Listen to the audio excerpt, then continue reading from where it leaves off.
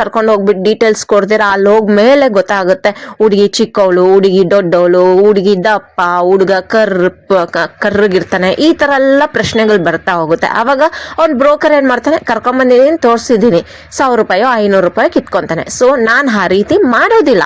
Actually ನಂದು ಯಾವುದೇ ಒಂದು ಅಡ್ವರ್ಟೈಸ್ಮೆಂಟ್ ಫ್ರೀಯಾಗಿ ಪೋಸ್ಟಿಂಗ್ ಮಾಡೋ ಅಂಥದ್ದು. ಕೆಲವರು ಏನಂದೆ, ನಾನು ಇವಾಗ 500 ಪ್ರೊಫೈಲ್, ಹೆಚ್ಚಿನ ಪ್ರೊಫೈಲ್ಸ್ ನನಗೆ ಬಂದಿರೋದು, ಅದರಲ್ಲಿ ಒಂದು 200 ಜನ 250 ಜನ ಡೈಲಿ ಅಂತಾರೆ, ಪ್ಲೀಸ್ ನಮ್ಮ ಸ್ಟೇಟಸ್ಗೆ ಹಾಕಿ ಅಂತ. ಖುಷಿ ಆಗುತ್ತೆ ನನಗೆ. ನಾನು ಫ್ರೀ ಸರ್ವಿಸ್ ಮಾಡ್ತಾ ಇದ್ದೀನಿ. ಅಡ್ವರ್ಟೈಸ್ಮೆಂಟ್ ಫ್ರೀಯಾಗಿ ₹1 ನಾನು ತಗೊಳ್ತಾ ಇಲ್ಲ ಅಡ್ವರ್ಟೈಸ್ಮೆಂಟ್. ಇನ್ನೂ ಕೆಲವರು ಇರ್ತಾರೆ, ಪೋಸ್ಟಿಂಗ್ ಮಾಡಿದ್ರೆ ಬಾಯಿಗೆ ಬಂದಂಗೆ ಬೈತಾರೆ.